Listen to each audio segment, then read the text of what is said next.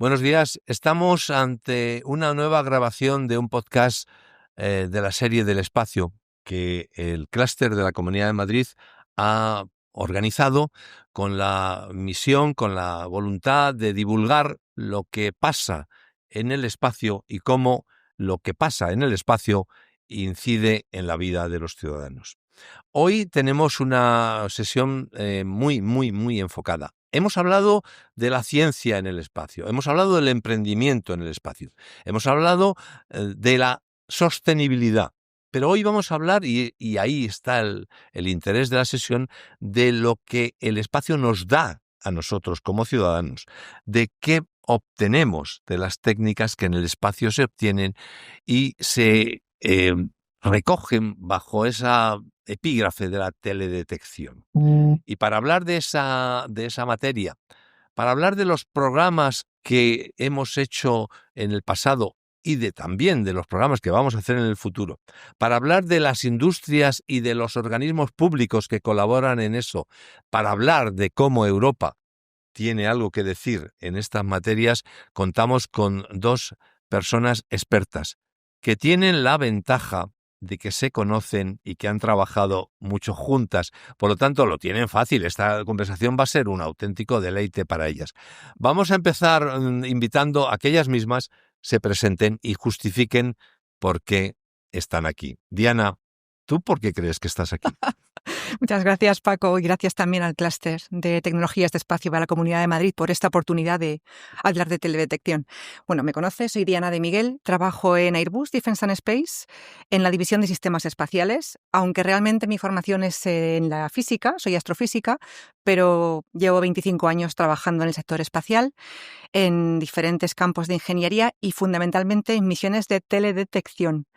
Y actualmente coordino las actividades de I+D en la división de sistemas espaciales.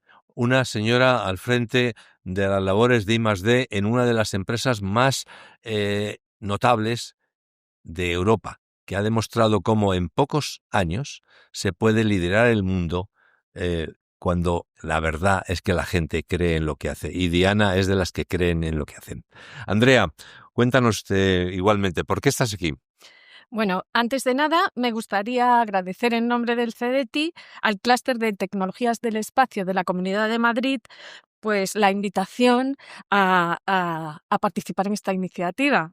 Y bueno, yo soy Andrea Pérez y desde 2006 trabajo en el Centro para el Desarrollo Tecnológico y la Innovación, CDTI, que es una entidad perteneciente al Ministerio de Ciencia, Innovación y Universidades, y tengo una trayectoria profesional de más de 25 años en el sector espacial y en la actualidad soy la representante y punto de contacto nacional para el área de espacio del Clúster 4 de Horizonte Europa, que es el programa de investigación e innovación de la Unión Europea.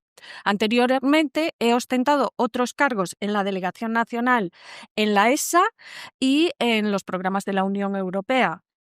Y antes de CDTI estuve trabajando en la industria y también durante 7 años en la propia ESA, en STEC, en el centro de Holanda, realizando proyectos de I+D sobre sistemas satelitales. Habéis visto, por lo tanto, os podéis daros cuenta de que estamos ante expertas. Estamos ante gente que sabe mucho del tema. A mí me ha gustado referirme a Airbus como un ejemplo que se cita en todos los lados de lo que debería Europa hacer para ser líder en el mundo competitivo que tenemos, pero también no puedo por menos de decir que contar con CDTI aquí en esta mesa es un lujo. Ya lo he hecho en otros podcasts anteriores. CDTI, y luego lo vamos a insistir, ha sido una pieza clave en la constitución del espacio en España. Si no hubiéramos tenido CDTI, posiblemente hoy no podríamos presumir tanto del espacio como tenemos. En ese sentido, Diana, dinos cómo ves la situación de la teledetección ahora mismo, cosas que tenemos conseguidas y luego cosas que tenemos por conseguir. ¿Qué tenemos conseguido? Mira, me vas a permitir, Paco, que me remonte un pelín, no me voy a enrollar mucho, pero creo que es necesario poner en valor lo que han aportado los pioneros del espacio en España. En particular, nos tenemos que remontar ya hace 50 años. En el INTA, hacia mediados de los 70, ya se lanzó, se desarrolló y se lanzó el INTASAT en su momento. O sea, que esto no viene de ayer, ¿vale?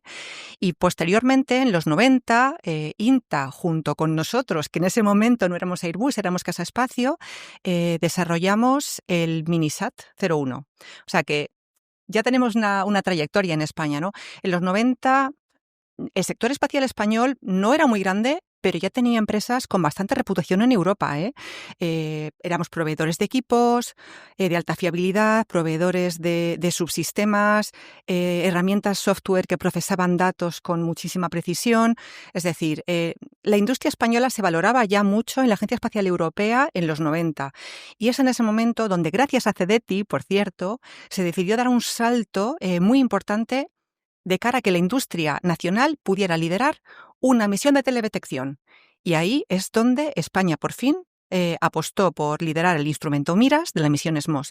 Para quien no conozca SMOS, es una misión orientada a estudiar la humedad del suelo y la salinidad de los océanos, y todavía está en operación, 16 años.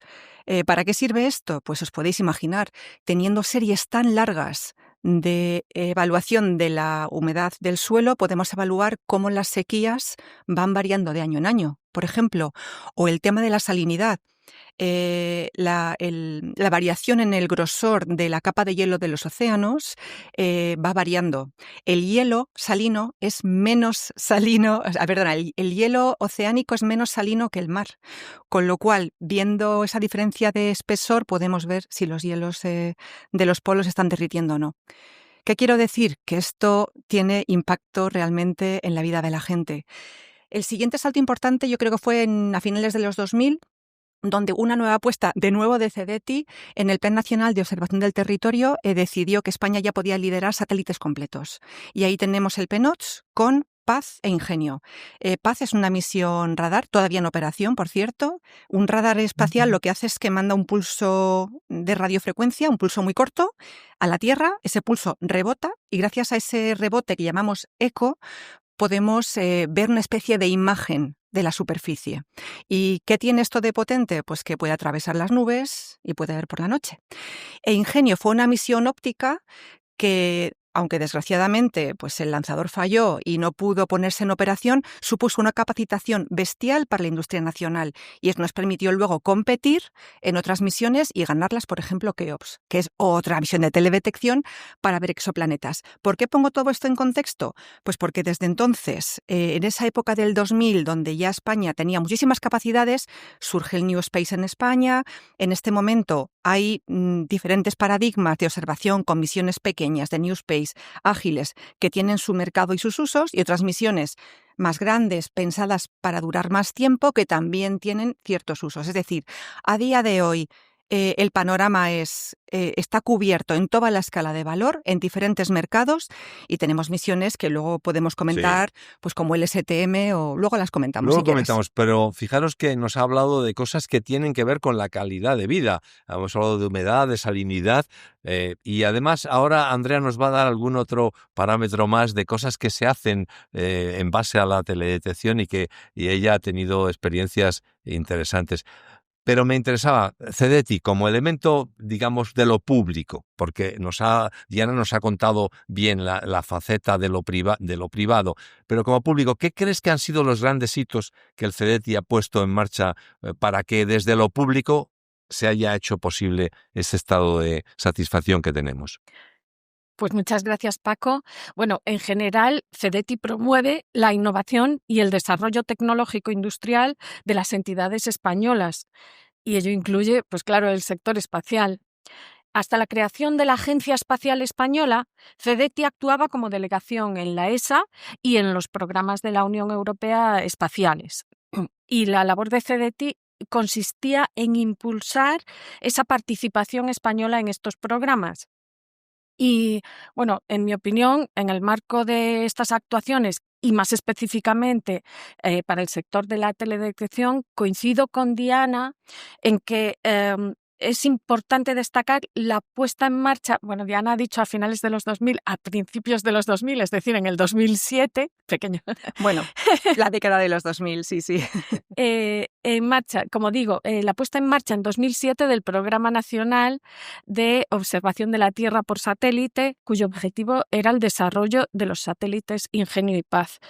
Y bueno, yo creo que es importante resaltar este programa porque supuso, como bien dice Diana, un cambio de paradigma para la industria espacial, permitiéndoles a los actores españoles adquirir conocimientos para el desarrollo de un sistema satelital completo y capacitándoles tecnológicamente a lo largo de toda la cadena de valor.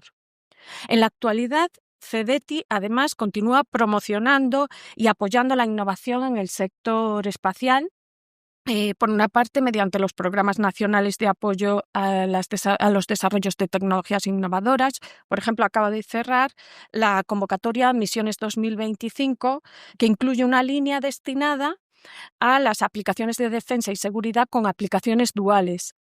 Y, por otra parte, desde CDTI fomentamos la participación de las entidades españolas en el programa Horizonte Europa. Y bueno, en este sentido, si me permites, voy a aprovechar. Por favor, Horizonte Europa es un gran instrumento que tenemos que cuidar muchísimo porque nos permite traer muchísimos fondos europeos a la industria española, siendo en este momento el tercer país en retorno de fondos desde la Comisión Europea. Pues, como decía, voy a aprovechar la participación de CDTI en esta iniciativa para recordaros que hasta finales de septiembre está abierta la convocatoria de espacio de Horizonte Europa 2025, que incluye 5 topics con un presupuesto total de 38 millones de euros para el desarrollo y mejoras de servicios de Copernicus, 2 topics con un presupuesto total de 17 millones de euros para los desarrollos de tecnologías innovadoras y sistemas satelitales de observación de la Tierra, y además, adicionalmente, en octubre abrirá otra convocatoria de aplicaciones y uso de datos en el espacio, que incluye un topic con un presupuesto de 10 millones de euros para desarrollos de soluciones innovadoras basadas en los datos de Copernicus. Es decir, pasado y casi futuro nos acabas de contar. Pero Diana, ¿qué pasa en el futuro? ¿Cuál es un poco lo que cabe esperar de los avances tecnológicos de lo que viene? O sea, hemos hecho cosas importantes. Se dice que tenemos usando los datos satélites no sé 40 veces al día, pero ese es el presente. ¿Qué pasa en el futuro? ¿Qué retos tiene la industria para poder resolver en los próximos años?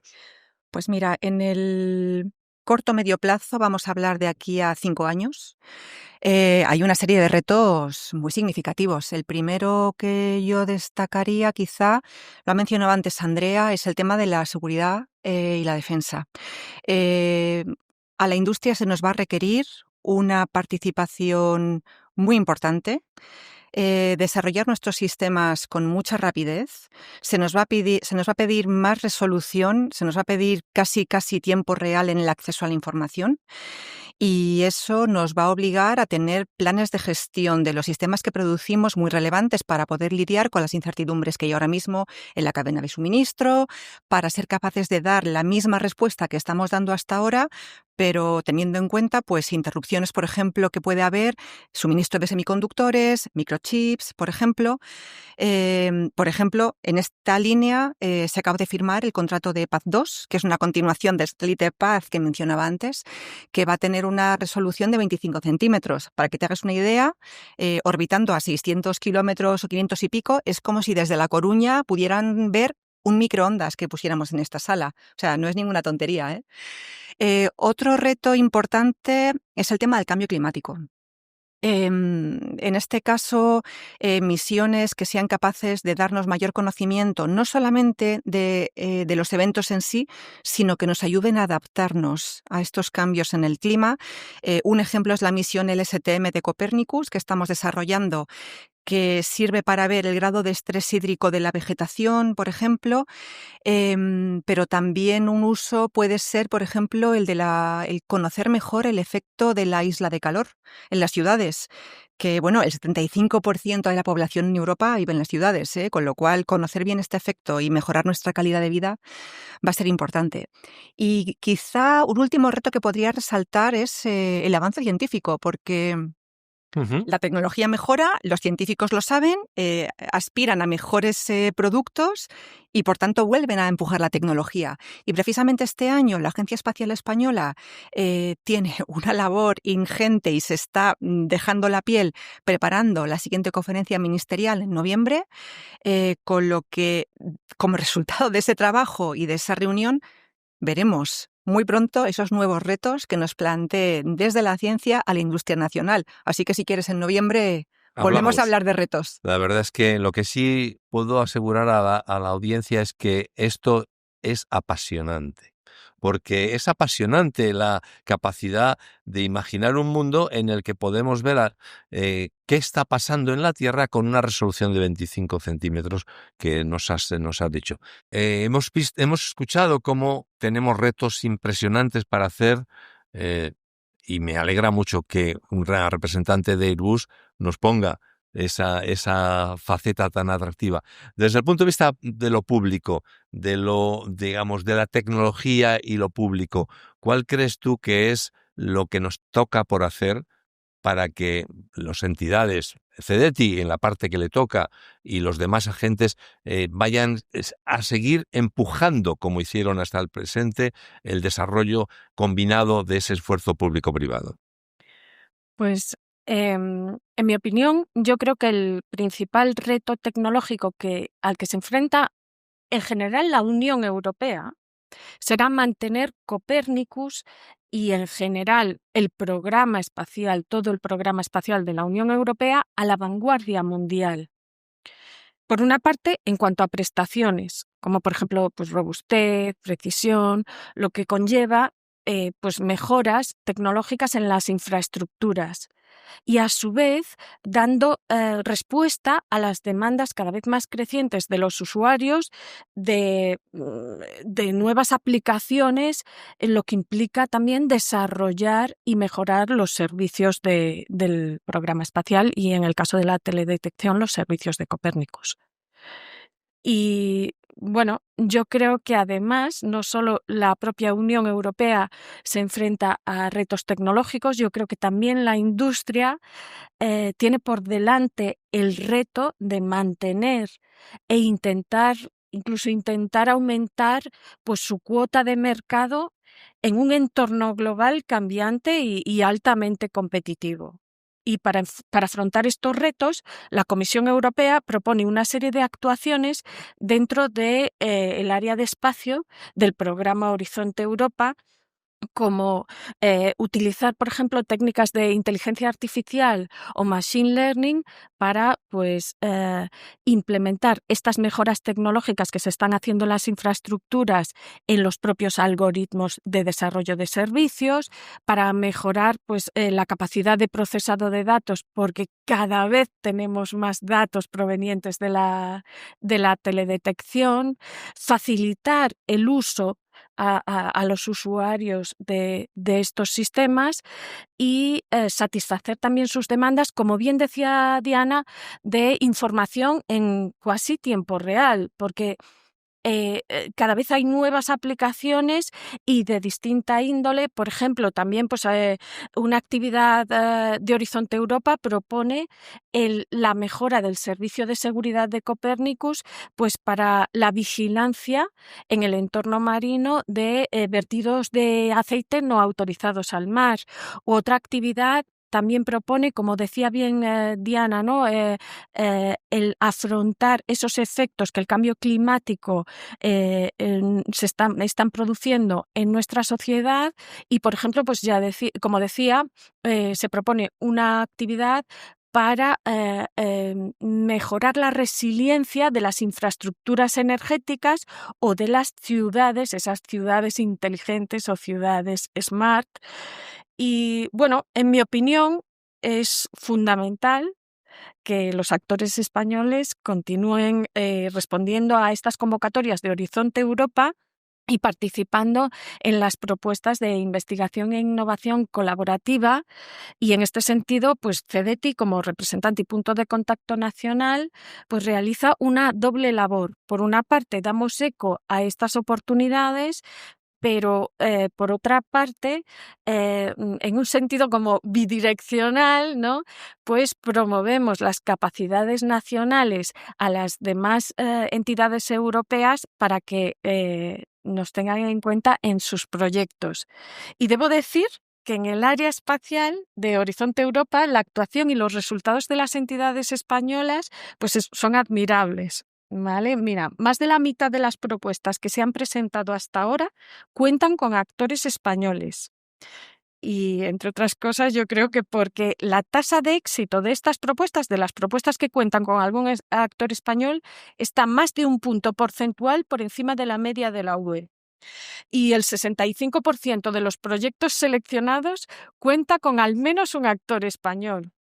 Y esto no es todo, ¿eh? Además, también cabe destacar el liderazgo de los actores españoles, ya que somos el segundo país en número de proyectos coordinados en el área de espacio de Horizonte Europa. Es para sacar pecho. Es para sacar pecho y para sentirse orgulloso, pero mirar que tenemos, y lo vamos a tener que dejar aquí porque es tema de otro podcast, tenemos un cambio de paradigma, porque el mundo ha venido desarrollado en el espacio de la cooperación entre las agencias norteamericanas, en alguna medida también otras agencias mundiales, y vamos a encarar un mundo donde la colaboración va a ser distinta y va a haber que potenciar más esa, digamos, capacidad de competencia entre las distintas agencias. Vamos a tener que pasar de la cooperación a la convivencia. Y yo creo que en eso Europa tiene hoy herramientas para hacer. En un próximo podcast vamos a hablar de Europa y de su futuro y por lo tanto os agradezco muchísimo que hayáis dejado el tema puesto encima de la mesa para que lo podamos continuar. Hemos cubierto nuestro tiempo, como siempre, rápido, se nos pasa volando estos minutos. Agradezco mucho a la audiencia que nos sigue y os invito a que vengáis los próximos días, que seguiremos hablando del espacio. Muchas gracias. Muchas gracias a vosotros. Gracias.